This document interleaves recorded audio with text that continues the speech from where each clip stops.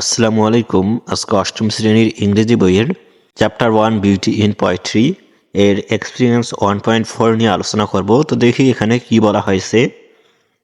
Read the following situation. নিচে সিচুয়েশনগুলো পড়ো, অর্থাৎ নিচে আমাদেরকে 5টি সিচুয়েশন বা কিছু পরিস্থিতি দিয়েছে, সেই পরিস্থিতিগুলো আমাদেরকে পড়তে বলা হয়েছে। And make comparisons using similes, এবং সিমিলি ব্যবহার করে এদের তুলনা করো। অর্থাৎ আমাদেরকে কিছু সিচুয়েশন এখানে দেওয়া হয়েছে, আমরা দেখতে পাচ্ছি কয়েকটি 5টি সিচুয়েশন, এবং এই সিচুয়েশনগুলো আমাদেরকে অর্থসহ বুঝে বুঝে পড়ার পর একটা বিষয় সম্পর্কে আমাদেরকে তুলনা করতে হবে সিমিলি দিয়ে। প্রথমে আমরা সিচুয়েশনগুলো পড়ে নিই। প্রথম সিচুয়েশনটি দেখি কীরকম। তো সিচুয়েশন 1 এখানে বলা হয়েছে, my little sister Sarah is the heart of our family. আমার ছোট বোন সারা হচ্ছে আমাদের পরিবারের হৃৎপিণ্ড। এই ছোট বোন ছাড়া তাদের পরিবারের সবচেয়ে বা একজন ভালোবাসার মানুষ, সেটাই এখানে বুঝিয়েছে। হার্ট এখানে হৃৎপিণ্ডকে বলা হয়েছে। She is super busy and does not have a moment to rest. সে এতটাই বিজি এবং সে খুবই বিজি যে তার কোনো রেস্ট নেওয়ার বা বিশ্রাম নেওয়ার সময় নেই। এখানে এই সারাকে বলা হয়েছে সে এত বিজি যে বা ব্যস্ত যে তার এক মুহূর্ত রেস্ট নেওয়ার কোনো উপায় নেই। এ মোমেন্ট টু রেস্ট, এক মুহূর্ত বিশ্রাম।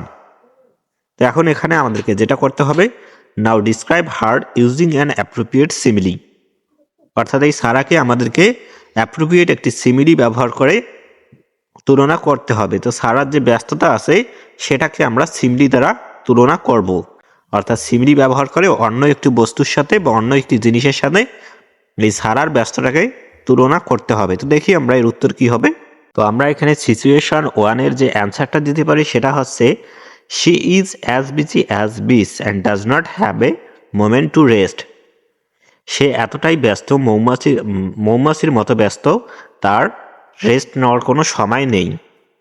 অর্থাৎ এই সারার ব্যস্ততাকে আমরা এখানে মৌমাছির সাথে তুলনা করলাম অ্যাজ, এবং এই অ্যাজ উপমাটি দিয়ে she is as busy as bees and does not have a moment to rest। অর্থাৎ এই লাইনটিকে আমরা সারাকে একটি উপমা দিয়ে তুলনা করলাম। এটা হচ্ছে সিচুয়েশন 1-এর অ্যান্সার। তো এখন আমরা সিচুয়েশন 2 নিয়ে আলোচনা করব। তো এখন আমরা সিচুয়েশন 2টি নিয়ে আলোচনা করি। এখানে বলা হয়েছে, we live in a busy area. আমরা একটি ব্যস্ত জায়গায় বাস করি। বিজি মানে ব্যস্ত এবং লিভ মানে হচ্ছে বাস করা। Here there is hardly any on open space to play or walk. এখানে খুব কম জায়গা আছে, অর্থাৎ জায়গা নেই বললেই চলে, খোলা জায়গা খেলা বা হাঁটাচলা করার জন্য কোনো খোলা জায়গা এখানে নেই বললেই চলে। হার্ডলি শব্দটা হচ্ছে নেই বললেই চলে। Each afternoon a group of young boys play cricket in the narrow space beside the road. প্রত্যেক বিকেলবেলায় একদল ছেলে রাস্তার পাশের একটা ন্যারো বা সরু জায়গায় খেলা করে, ক্রিকেট খেলে। অর্থাৎ এখানে যেহেতু ওপেন জায়গা বা খোলা স্পেস নেই, যার কারণে প্রত্যেক বিকেলবেলা কিছু ছেলেরা রাস্তার পাশে যে সরু একটি জায়গা রয়েছে সেখানে খেলা করে। ন্যারো মানে সরু, বিসাইড দ্য রোড মানে হচ্ছে রাস্তার পাশে। এরপর আমরা দেখি, one day while they are playing. একদিন তারা যখন খেলছিল, one day while they are playing, একদিন তারা যখন খেলছিল, সাডেনলি হঠাৎ করে a speedy bike ran over one of the players. হঠাৎ করে একটা দ্রুতগতির বাইক এসে একটা প্লেয়ারের উপর দিয়ে চলে গেল, অর্থাৎ একটা প্লেয়ারের উপর দিয়ে চলে গেল, অর্থাৎ প্লেয়ারকে অ্যাক্সিডেন্ট করে দিয়ে চলে গেল। সাডেনলি মানে হচ্ছে হঠাৎ করে। এরপর দেখি, it was so sudden and unexpected that everyone forgot to move for the moment. এটা এতটাই হঠাৎ করে এবং অপ্রত্যাশিত ছিল যে প্রত্যেকেই তাদের জায়গা থেকে সরে বা নড়তে ভুলেই গিয়েছিল সেই মোমেন্টের জন্য। সেই মুহূর্তে এতটাই সবাই আতঙ্কিত বা অপ্রত্যাশিত ছিল যে সেখানেই দাঁড়িয়ে রয়েছিল সবাই, অর্থাৎ বুঝতেই পারছিল না যে কি হলো। তো এই সিচুয়েশনটা আমরা পড়লাম। তো এখন আমাদেরকে যেটা ডিসক্রাইব করতে হবে, দেখি, নাও describe the intense situation using an appropriate simile. এখানে যে গভীর যে সিচুয়েশনটা রয়েছে, অর্থাৎ এই যে অ্যাক্সিডেন্টটা হলো, এটা যে ইন্টেন্সটা, গভীরতাটা, সেটা আমাদেরকে একটা সিমিলি দিয়ে কোনো একটা বস্তু বা কোনো একটা জিনিসের সাথে তুলনা করতে হবে। তো এটার আনসারটা হবে, তো সিচুয়েশন 2 এর অ্যান্সারটি হবে it was as certain as thunder. এটা হঠাৎ করে হয়েছে ঠিক বজ্র বা ঝড়ের মতো। বজ্রপাত যেভাবে হঠাৎ করে হয়, ঠিক এই অ্যাক্সিডেন্টটি এতটাই হঠাৎ করে বা অপ্রত্যাশিতভাবে হয়েছে ঠিক বজ্রপাতের মতো। ঠান্ডার মানে হচ্ছে বজ্রপাত।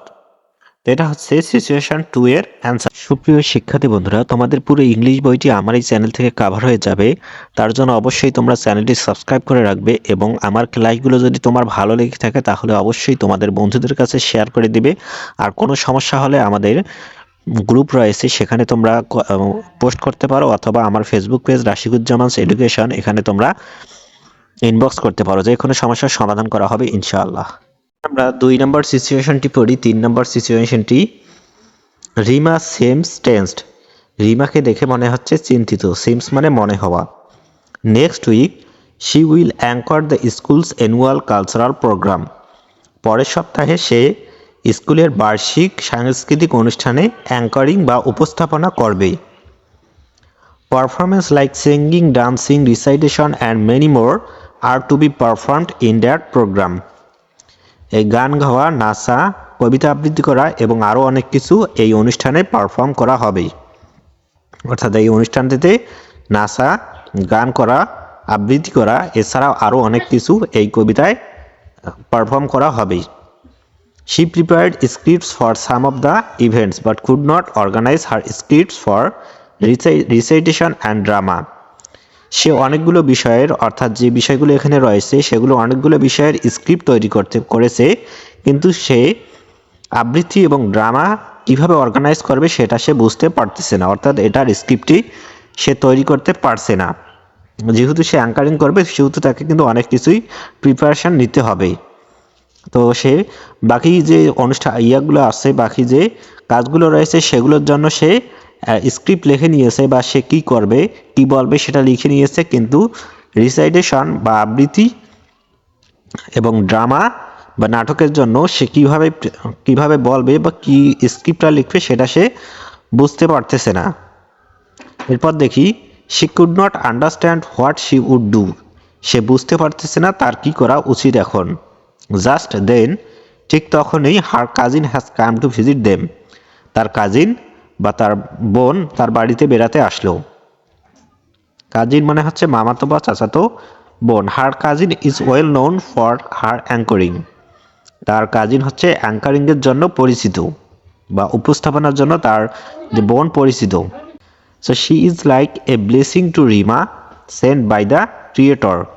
তো তার বোনটা হচ্ছে তার জন্য একটা আশীর্বাদ স্বরূপ, যেটা তাকে সৃষ্টিকর্তা তার জন্য পাঠিয়েছেন। তো এখন আমরা এই সিচুয়েশনটি দেখি এখানে আমাদেরকে কিভাবে সিমিলি ব্যবহার করে বর্ণনা করতে হবে। এখানে আমাদেরকে বলেছে, নাও describe her cousin using an appropriate simile. তার কাজিনকে, অর্থাৎ এখানে তার কাজিনকে বর্ণনা করতে হবে। তার কাজিন যেভাবে তাকে সাহায্য করেছে এটাকে আমাদেরকে কোনো একটা জিনিসের সাথে তুলনা করে একটা সিমিলি দ্বারা বর্ণনা বা তার বোনকে তুলে ধরতে হবে। তো এর উত্তরটি হবে, তো সিচুয়েশন 3 এর অ্যান্সারটি হবে, her cousin was as helpful as a walking stick for an old man. তার বোন এতটাই সাহায্যকারী ছিল যে একটা বৃদ্ধ মানুষের জন্য হাঁটার লাঠিটা যতটা উপকারী। অর্থাৎ তার এই বোনের যে উপকারিতাটা রয়েছে সেটা আমরা একটা বৃদ্ধ মানুষের হাঁটার লাঠি দ্বারা তুলে ধরলাম, এবং অ্যাজ এই সিমিলিটি দ্বারা। এটা হচ্ছে সিচুয়েশন 3 এর অ্যান্সার। তো সিচুয়েশন 4 এ বলা হয়েছে, টুডে ইজ মাই বার্থডে। আজকে আমার জন্মদিন। I was so excited about all of my plans that I could not sleep well last night. আমি আমার পরিকল্পনা নিয়ে গিয়ে এতটাই উত্তেজিত ছিলাম যে আমি গত রাতে ঠিকমতো ঘুমাতে পারিনি। তার বার্থডে থাকার কারণে সে পরের দিন কী করবে সেটার জন্য এতটাই উত্তেজিত ছিল যে পরিকল্পনাগুলো নিয়ে সে ভালো করে ঘুমাতে পারেনি। I got up early in the morning. আমি খুব সকালে ঘুম থেকে উঠলাম। Everything seems refreshing and different. সব কিছু নতুন এবং আলাদা মনে হচ্ছে, অর্থাৎ জন্মদিন তার কাছে। I plan to take a little walk and say hello to the rising San.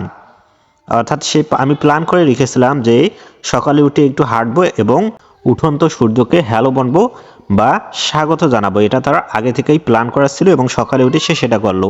As I stepped out of my room, যখন আমি আমার রুম থেকে ধীরে ধীরে বের হচ্ছিলাম বা ধাপে ধাপে বের হচ্ছিলাম, স্টেপড মানে হচ্ছে ধাপে ধাপে বের হওয়া, ধাপে ধাপে, I was amazed to see a huge bucket waiting for me, আমি বিস্মিত হলাম একটা বড় ফুলের তোড়া দেখে আমার জন্য অপেক্ষা করছে। অর্থাৎ সে যখন তার রুম থেকে ধাপে ধাপে বের হচ্ছে তখন সে একটা বড় ফুলের তোড়া দেখে অবাক হলো, তার জন্য যেটা অপেক্ষা করছে, অর্থাৎ তার জন্য সেটা রাখা হয়েছে। বকেট মানে হচ্ছে ফুলের তোড়া এবং অ্যামেজড মানে হচ্ছে বিস্মিত হওয়া বা অবাক হওয়া। এরপর বলা হয়েছে I have never seen such a big bucket in my whole life, আমি আমার সারা জীবনে এত বড় ফুলের তোড়া আমি কখনো দেখিনি। সে অবাক হয়ে এটা বলল। তো এখন আমাদেরকে যেটা করতে হবে, নাও describe the bucket using an appropriate simile, এখন এই বকেট বা ফুলের তোড়াটা যেটা রয়েছে সেটাকে আমাদেরকে একটা সিমিলি ব্যবহার করে তুলনা করতে হবে। কোনো একটা জিনিসের সাথে, কোনো একটা বস্তুর সাথে আমাদেরকে অ্যাজ এবং অ্যাজ সিমিলিটি দ্বারা এটার তুলনা করতে হবে। তো অর্থাৎ এখানে বলা হয়েছে যে হিউজ সিমিলি, অর্থাৎ বড় একটি বকেট সে দেখেছে। তো আমাদেরকে এই যে বকেট রয়েছে সেটাকে এমন কিছুর সাথে তুলনা করতে হবে যেটা বড়। দেখি এর উত্তরটা কি হবে। সিচুয়েশন 4 এর অ্যান্সারটি হবে the bucket was as big as a tree, বকেটটি এতটাই বড় ছিল গাছের মতো। বকেটটি বা ফুলের তোড়াটি গাছের মতো বড় ছিল। গাছের তোড়া, গাছ যেমন বড় হয় সেমন কিন্তু এই ফুলের তোড়াটি বড় আমাদের তার কাছে মনে হয়েছে। তো তার এই বড় মনে হওয়াটাকে আমরা গাছের সাথে তুলনা করলাম এবং গাছের সাথে তুলনা করার ফলে আমরা বুঝলাম যে বকেটটা অনেক বড়।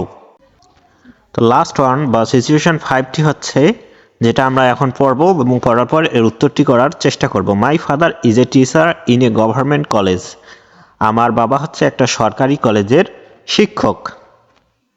Recently he has been transferred from Sylhet to Faridpur, সাম্প্রতিক সময়ে সে ট্রান্সফার হয়েছে বা পরিবর্তিত হয়েছে সিলেট থেকে ফরিদপুরে, সিলেটের কলেজ থেকে ফরিদপুরের কলেজে সে ট্রান্সফার হয়েছে। Accordingly we shift to Faridpur, তো অনুসারে অর্থাৎ এই নিয়ম অনুসারে আমরা ফরিদপুরে শিফট করলাম বা ফরিদপুরে চলে আসলাম। Within a few days I got admitted to Faridpur government high school, কিছুদিনের মধ্যে আমি ফরিদপুর গভর্নমেন্ট উচ্চ বিদ্যালয়ে ভর্তি হলাম। এডমিটেড মানে ভর্তি হওয়া। তো তার বাবা যেহেতু সিলেট থেকে ফরিদপুরে ভর্তি হলো এবং সেও তার জন্য ফরিদপুরের একটি স্কুলে ভর্তি হলো। When I entered the class, যখন আমি স্কুলে প্রবেশ করলাম বা শ্রেণীকক্ষে প্রবেশ করলাম, ইন্টার্ড মানে হচ্ছে প্রবেশ করা, এভরিথিং ওয়াজ নিউ, সব কিছু নতুন মনে হচ্ছে। যেহেতু সে এতদিন সিলেটের স্কুলে পড়েছিল, এখন সে ফরিদপুরের নতুন একটি স্কুলে ভর্তি হয়েছে। I felt so unfamiliar and uncomfortable in this new situation, আমার খুব অপরিচিত এবং আনকমফোর্টেবল বা অস্বস্তিদায়ক অনুভূত হচ্ছিল এই নতুন পরিস্থিতিতে। তো এটাতে আমাদেরকে যেভাবে তুলনা করতে হবে, নাও describe the uncomfortable situation using an appropriate simile, এখন আমাদেরকে আনকমফোর্টেবল সিচুয়েশনটাকে একটা অ্যাপ্রোপ্রিয়েট সিমিলি দিয়ে তুলনা করতে হবে। অর্থাৎ তার যে এই অস্বস্তিদায়ক সিচুয়েশনটি রয়েছে আনকমফোর্টেবল, সেই আনকমফোর্টেবলটা আমাদেরকে একটা উদাহরণ দিয়ে সিমিলি দিয়ে তুলনা করতে হবে। তো এর উত্তর হবে, আমরা দেখি। তো সিচুয়েশন 5 এর অ্যান্সারটি হলো he was as uncomfortable as a hen in এ পন্ড, সে এতটাই অস্বস্তিদায়ক ছিল যে একটা মুরগিকে পুকুরে রাখলে যেরকম অস্বস্তি হবে, অর্থাৎ একটা মুরগিকে পুকুরে রাখলে কিন্তু সে ছটফট করবে বা সে উড়ে যেতে চেষ্টা করবে, তার একটা অস্বস্তি হবে এবং সেটার সাথে আমরা এর আনকমফোর্টেবলনেসটাকে তুলনা করলাম। তো এটা হচ্ছে সিচুয়েশন 5 এর আনসার। আশা করি তোমরা বুঝতে পেরেছো কিনা সেটা অবশ্যই কমেন্টে জানিয়ে দাও।